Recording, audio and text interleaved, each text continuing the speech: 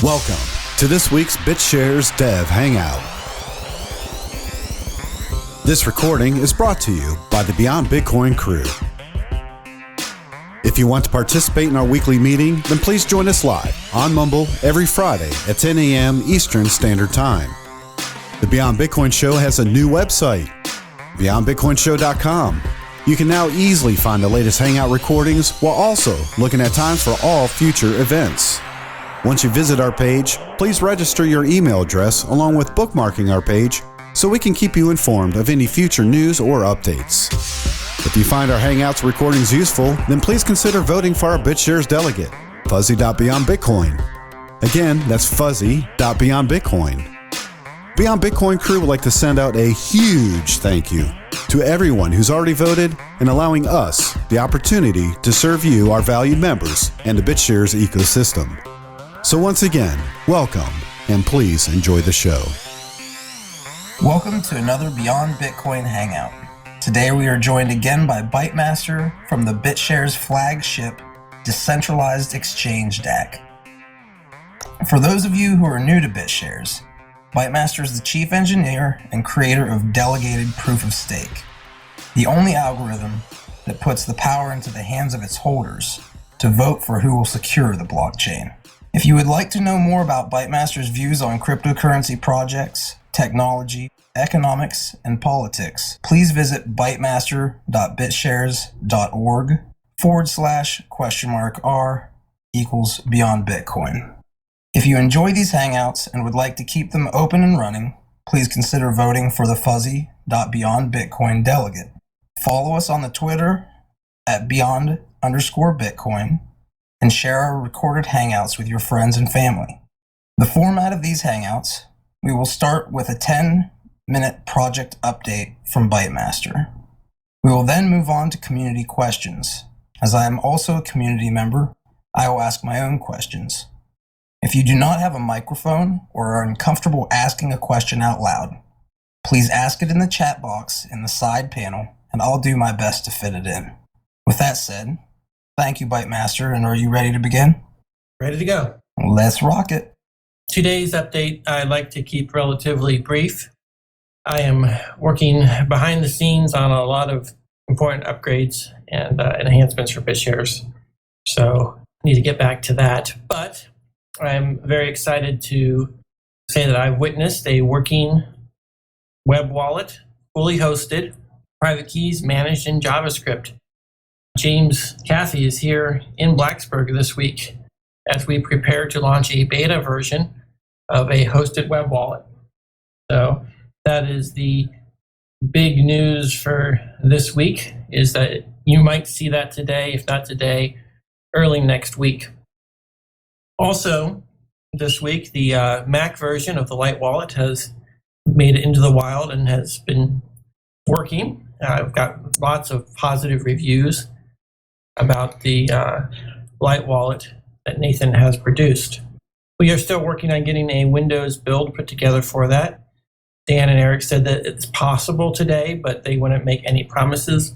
They are busy working on their own gateway and bridge for BitShares and hopefully fiat in the long term.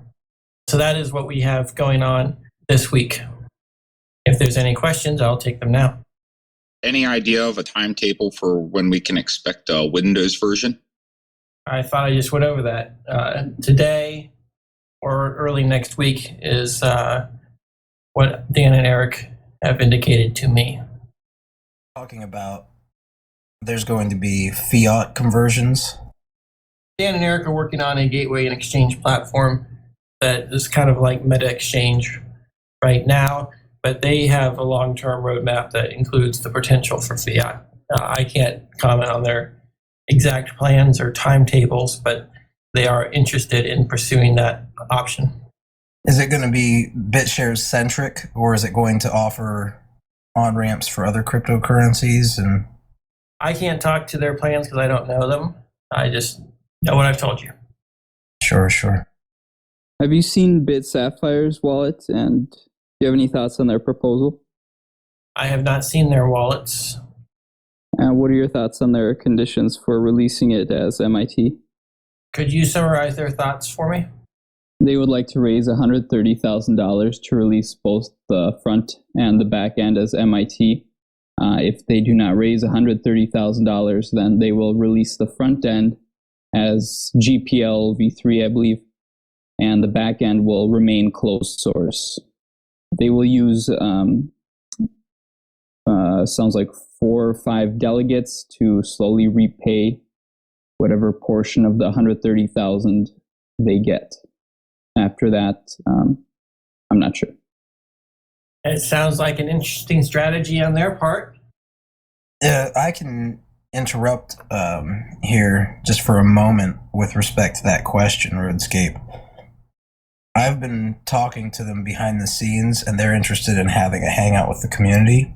So there will probably be ample opportunity within the next week or two to sit down and ask them any question that's on your mind. Dan, do you have any specific feelings regarding releasing a wallet that has several delegates pre-selected? Do you have any thoughts on that? I do not have any opinion.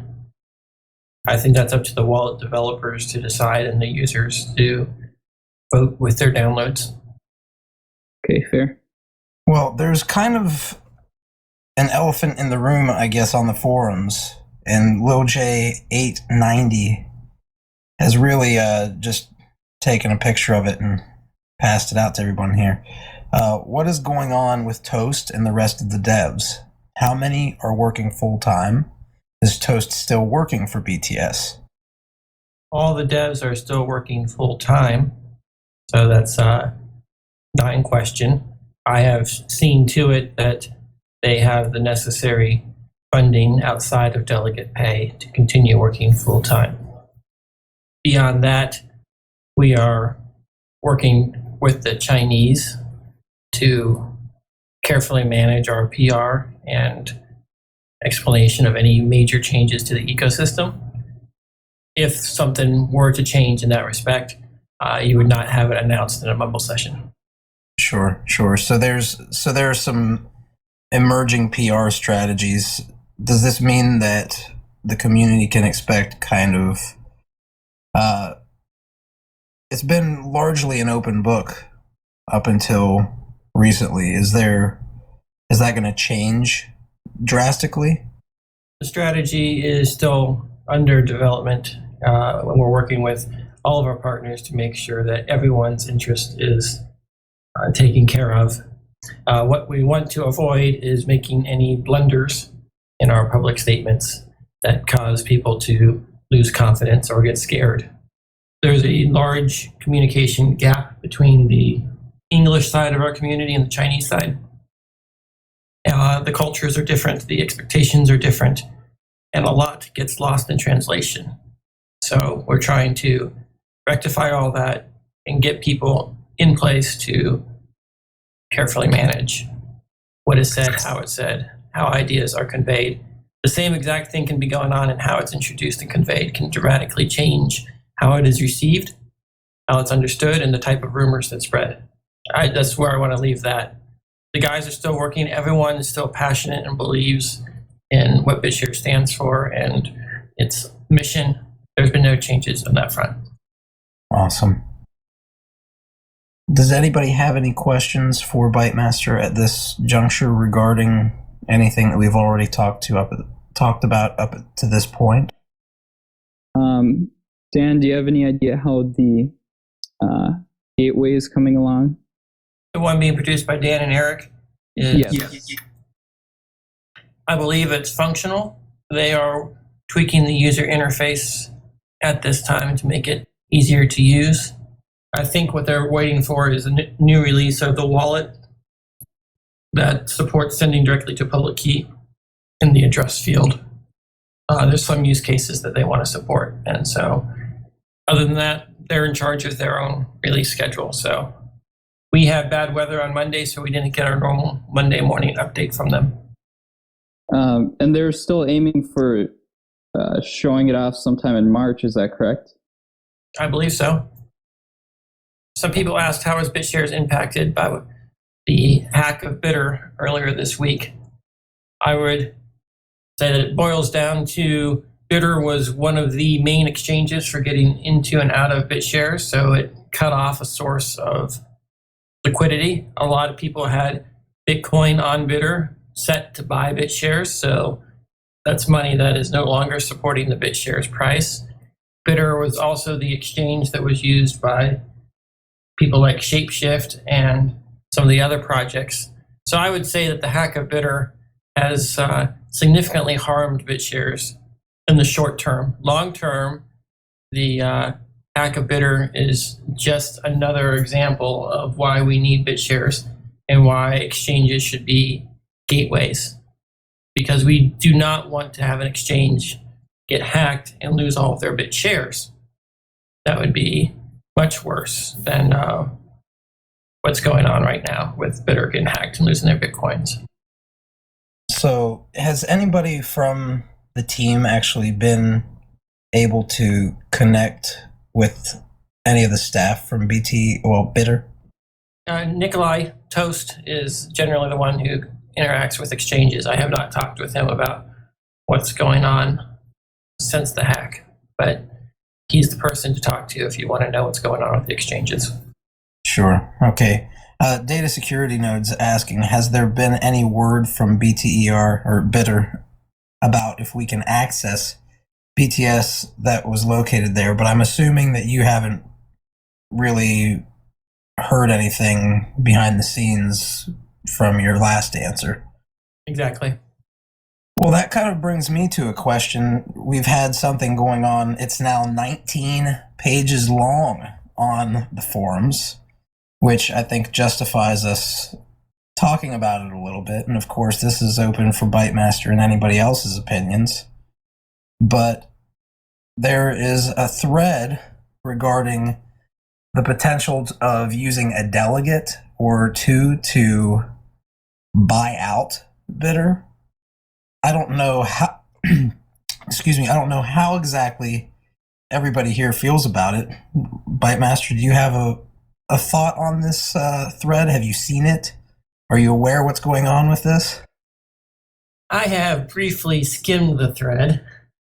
The concept of buying them out with a delegate is something that the shareholders would have to approve, and I will remain neutral on. I do not think that it's a good idea to bail out people with other people's money. That said, I do recognize the potential of brand and marketing and PR of any money that we do manage to give to those people who suffered losses at Bitter would be favorable. And they say, oh, who's giving it to me? Oh, these people, let me try BitShares. It's a good way to get all of the Bitter customers to try BitShares. That could ultimately be good in the long run, considering all those customers are likely to want to avoid getting doxxed again. I do not think that it would be an interesting proposal. I'm just observing it, seeing what comes out of it. I'm not going to throw my weight behind advancing or going against it. Sure. Does anybody else have a thought on this? It seems like there were a lot of thoughts thrown around for 19 pages, so it's only fair to ask the community their opinion on the matter. If anything were to happen, I think Bitter should publish all accounts and their Bitcoin addresses and the amount that they had on deposit. If we knew that information, we could create an asset on BitShares directly. I do not think that I'm somewhat disappointed by the lack of use of multi-sig. What's interesting is that Bitter and Bitstamp were both compromised because they didn't use multi-sig to protect their accounts. So after the Bitstamp hack, they're a much bigger company than Bitter, and they just switched to multi-sig protection after they were hacked and lost $5 million. So being harsh on Bitter for not having multi-sig, considering they're a much smaller operation, I think is a little unfair. But when you, in comparison to someone like Bitstamp. That said, it needs to be standard operating procedure for all exchanges to have their funds in a multi-sig wallet. And on that note, I'm really looking at how to improve security for BitShares users so that all accounts are with the Light Wallet provider, have multi-sig with two-factor authentication for all transfers. I think that that mode of operation is a lot more secure for everyone involved. We're really looking into what it would take to make that happen. So does this lack of multi-sig, it opens up multiple things, right? But one of them could be that one of the actual workers there, since it was apparently accessed cold storage, it could have been an actual employee at Bitter who took this. Is that correct? I would rather not speculate on what happened inside Bitter. If there's anything else related to BitShares, I think we should focus on that in the next 5 minutes. Sure. There is a question here by HPMV. And this is actually a technical question, kind of regarding BitShares.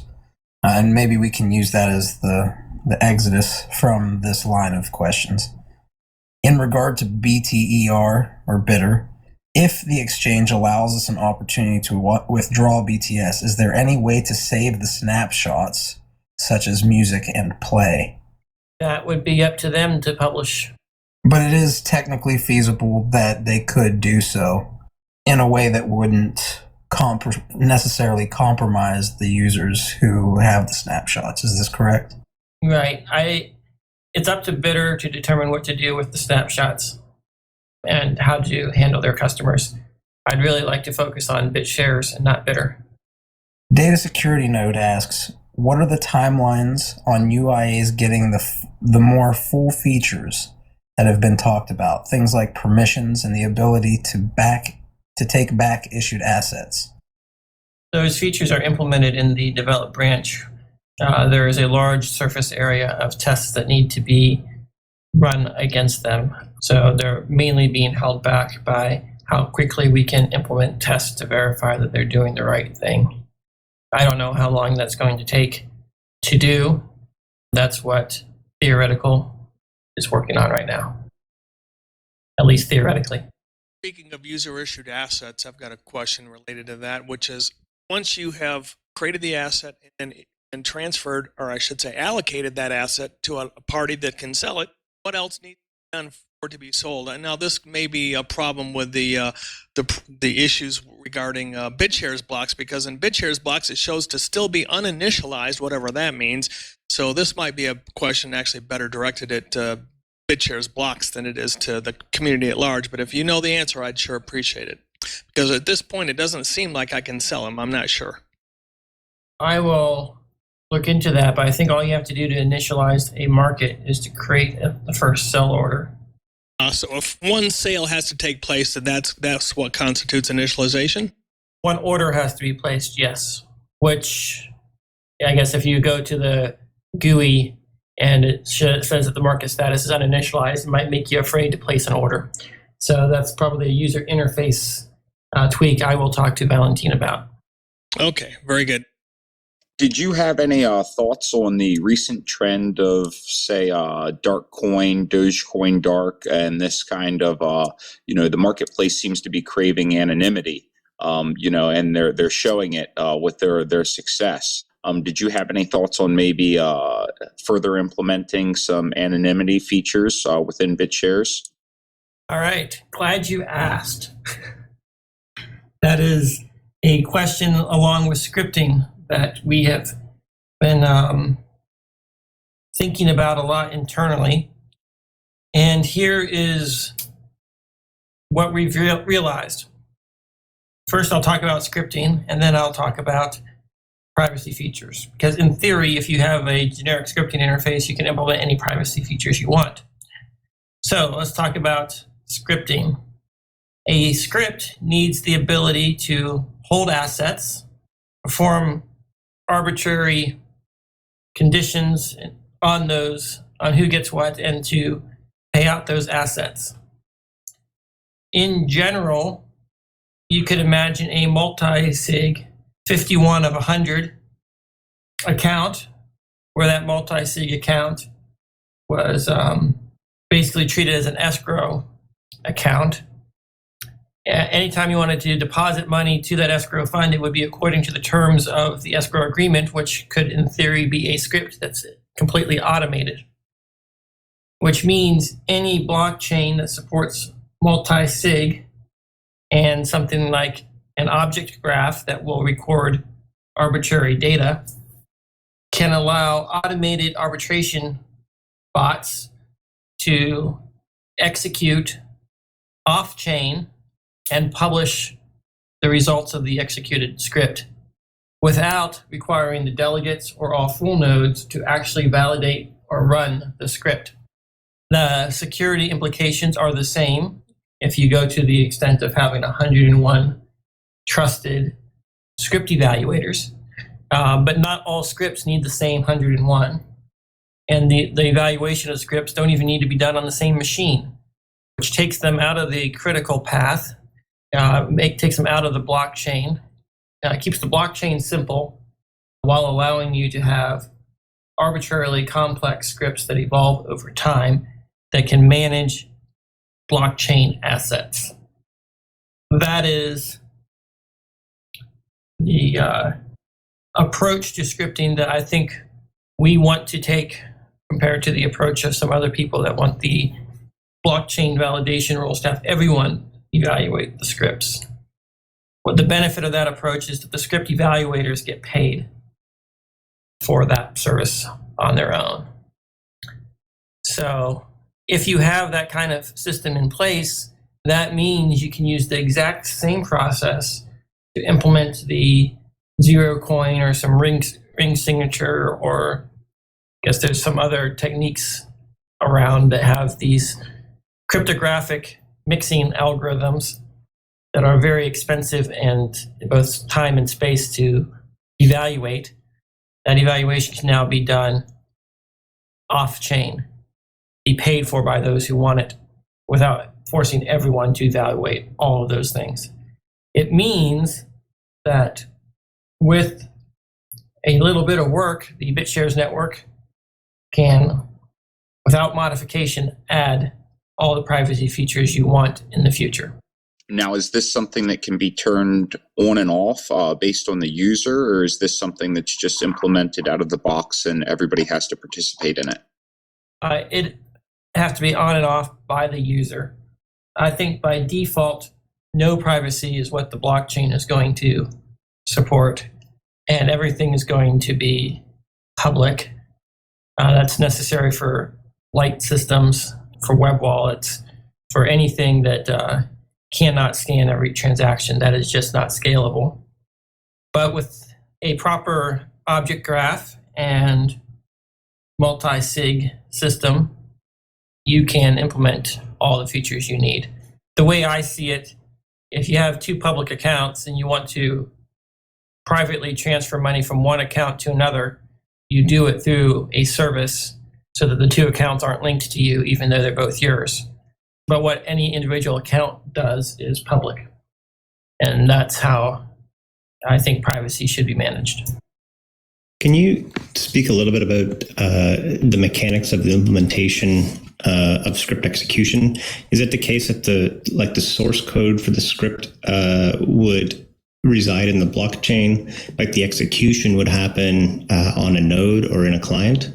And if that's the case, can the people who are actually executing the scripts pick and choose which scripts they execute? So, in the case that there's like thousands and thousands of scripts at some point. Yes, they can charge whatever they want to execute. That they are the multi-sig escrow agent for the assets controlled by the script. If you really think about BitShares as a blockchain, or any blockchain, it's sort of like a dynamic multi-sig set on the true transaction history. The block producers are adding signatures one block at a time to all the past transactions. Every 16 minutes, you have 101 signatures on all operations. And that basically cements all operations that occurred. So if the script is public, anyone can evaluate it and everyone can tell whether or not the escrow agents are faithfully executing the contract. But only the escrow agents have to execute it, and they do have to provide a signature. If they don't provide a signature, then the contract is effectively frozen. But if you have enough of them on the contract to begin with, then you are in a very good, same position trust-wise as you are with BitShares. Do you feel that the way that this will play out is that we'll have a large number of people executing these scripts that they otherwise wouldn't have an association with for a fee? Or is it that only the people who, or I guess I should say, is there a difference between evaluating a script and executing a script? Yes. Everyone who's interested in the outcome can audit the process by executing the script. But the only people who really matter are those who are the signing authorities on the assets maintained by the script. And they're the ones that have to sign off on any withdrawals from the script, right? So if you transfer BitUSD to a script and then some condition happens that says you should get paid out, the payout that the evaluation says should happen has to be signed for by the N/M agents. The scripts, when they execute, do they execute at block producing time? Like, we have like a very short window to sign a block. No. Block producers never even look at scripts other than storing the data. So a script executor would execute a script and it would be published as a transaction on the blockchain. The result of executing the script will tell the escrow agent that, hey, we should transfer X dollars out of escrow to this person, because that's what the script said I should do. And if the majority of the escrow agents agree, they all sign it and it goes out. I see. So the scripts don't live on the blockchain, just the output does. The documentation of what the script is and all the inputs to the script get published on the blockchain to establish a deterministic order of events that can allow everyone to know what the outcome should be and everyone to detect a misbehaving script evaluator escrow agent. And in fact, it's entirely reasonable that a escrow agent can have a bond posted where if they fail to sign something or sign something wrong, they can forfeit their bond. So you can have various levels of smart contracts, but in principle, if you're paying someone to faithfully execute a script and sign a multi-sig transaction, you're not just paying one person, you're paying N people who, as long as they don't collude, cannot steal the assets held by the contract. I have a rather important question about delegate operation. Since delegates pretty much, once you get everything set up, it's pretty much an automated process. So it's pretty much dictated by the code. If you start seeing a delegate that's producing bad blocks, signing bad transactions, what causes that? I mean, why would that be a fault of the individual delegate versus the coders that produce the approval process in the first place? If the delegate's running a old version or a different version from the rest of the delegates, if the delegate modified the code in any way, developers have no control over what code the delegates actually run, and the version the delegate publishes may not be the actual version they are running. But generally speaking, if they're an honest delegate and they start doing something, producing something wrong, it's a bug in our code or a bug in their configuration. We can usually detect if it's that because we say, oh, here's the bug in the code, and all delegates are doing the same non-deterministic behavior, and then we fix it. So the bottom line is that if you started seeing this behavior, bad blocks being produced by more than one delegate, then that's a sign that it probably is in the code as opposed to delegate operations. Right, I think. So, if I understand correctly, is the script? It's sort of like open source or like a GitHub on the blockchain, where you publish the source to your script, and the community can audit that. But then they also have to look at your output to make sure that what you say you're executing is what you're actually executing.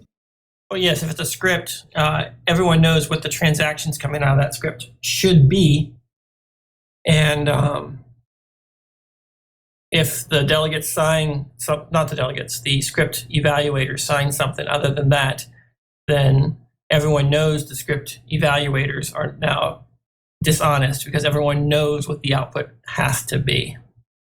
So if they know they're dishonest, those evaluators will not get selected for future scripts.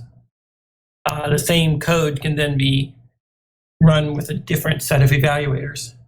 And it's entirely possible that the script could have its own internal voting mechanism for changing who the current set of escrow agents are. And in that case, you could have a dynamic set of script evaluators. So if one evaluator goes bad or decides that they no longer wish to operate or they get shut down or whatever, the people who have assets held by the script can select a new group of evaluators according to the rules of the script. As long as the majority of the evaluators for the N of M signatures agree to are still honest. Okay, that makes perfect sense. Thank you. The next question is the mechanics of script execution. Is it that these would be like Python scripts running, on a server somewhere, or is it some proprietary code to BitShares? Can you talk a bit about the actual mechanics of the script running? The script can be implemented however they want. The blockchain is completely agnostic to the nature of the script. It could be Python, Lua, JavaScript, anything that generates a deterministic output, so probably nothing with floating point in it. The inputs and everything would be published on the blockchain. The script evaluators would merely observe the blockchain and publish and sign transactions. Okay, that makes sense. Thank you. This is very cool. I do want to stress that these are just our realization of how we would approach implementing scripting, and that our focus is still on stability and bug fixes only for BitShares at this point in time. This realization allowed us to stop thinking in great detail about blockchain scripting because we have identified an approach that's far more scalable. Basically, we don't have to put it on a roadmap because we have multi-sig already. Related to the previous question that I asked, would there be any value in having the devs produce a cryptographic signature of each release? Now, I know that's not going to guarantee anything because of the binding, because whoever compiles the codes actually needs to be the one that does it. But is there a way that we could create a cryptographic signature on a release, a body of source code, so that we could all be assured that everybody is running the version that they say they are? Well, we can't be sure about the version anyone else is running. You can only be sure about the version you are running. But I think having the delegates sign and publish the hash of the release in the public data is a good way of documenting what they consider to be an honest and trustworthy release. Thank you. So it sounds like via multi-sig and the inputs and outputs, we have a system, something already in place, and we kind of get scripting for free as an incidental side effect. Yes, there are probably a few small changes that we will make to make it a little bit more convenient, but the combination of the object graph and scripting, object graph and multi-sig, is everything we need for scripting. Solars and Sense is asking, what is the process for determining or the metrics for approving the immediate development and resources to a certain feature? He wants to know, what is the motivation behind all of it at its core? Are we building these things because others have them? My primary focus is identifying things that are largest use case. Most users, most money. Now, scripting, I think, is a very specialized industry that is not going to mature until, I don't think it's ever going to exceed 1% of the total crypto stuff market, because most contracts do not need to be customized. Most contracts, most applications of crypto are going to be more common. We need a currency, we need a bit asset, and they'll be natively supported. And scripting in general is going to be relegated to a niche, at least for the foreseeable future. I'll probably eat those words, when 5 years from now, 90% of everything is done through a custom script.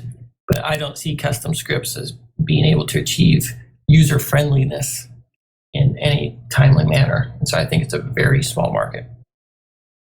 I think where I see this being really useful, and Dan, correct me if I'm completely misunderstanding this, but when we implement large or software for large companies, be it an ERP system or CRM system, they all use the same back-end database or ledger, if you will, but their business logic is where you spend most of the time in customizing the experience, not from a keystroke experience, but basically how the system handles the data. And if it has free and open scripting that only requires the inputs and outputs and the source code to be put on the blockchain, it opens up the door for enterprise implementation on a blockchain. I agree, but I think enterprise is still years away from blockchain technology. But yes, eventually the ability to have scripting on a scripting service combined with multi-sig will scale to allow all kinds of enterprise level behaviors, but the blockchain doesn't need scripting. It'll be implemented as things evolve by third parties, and there's money to be made by providing such a service. So when the market's big enough, an entrepreneur will create a market that will implement scripting on any platform that supports multi-sig. Keep in mind that these scripts, because of their trust model, can, in theory, be cross-chain. They can have conditions on one chain that result in automatic actions taken on other chains. That'd be sort of the same theory that the bridges are using now, right? Where they watch one chain and do corresponding things in the other, like what MetaExchange does. Yes, because the escrow agents evaluating the script are effectively trusted to do it faithfully, and the process for detecting misbehaving nodes is somewhat manual. So as long as everyone agrees and all the escrow agents are watching both chains, then scripts can become cross-chain glue. Speedy asks from the forums, can we have more details about the bond market, specifically on the lending and collateral rules? Will the bond market be the basis for taking leveraged positions on the exchange? Is it now definitely going to be post 1.0? Thanks, Bytemaster. Bond market is most definitely post 1.0. No work has begun on it. The implementation of it is relatively straightforward. One person says, I'm willing to lend asset X for some period of time at some interest rate against some collateral asset Y in some ratio. And then if someone's willing to borrow asset X, they get the asset provided they provide asset Y, the collateral asset, in sufficient quantity. At the end of the loan term, if it's not paid off, the collateral goes to the lender automatically. So when you make a loan, you don't need to know about the credit worthiness of the individual. You can set any amount of leverage you like. It's like simultaneously lending a loan combined with an option. You can settle your debt for the full amount of the collateral at the end of the loan term. If the value of the collateral falls below the value of the debt, that's the risk the lender takes.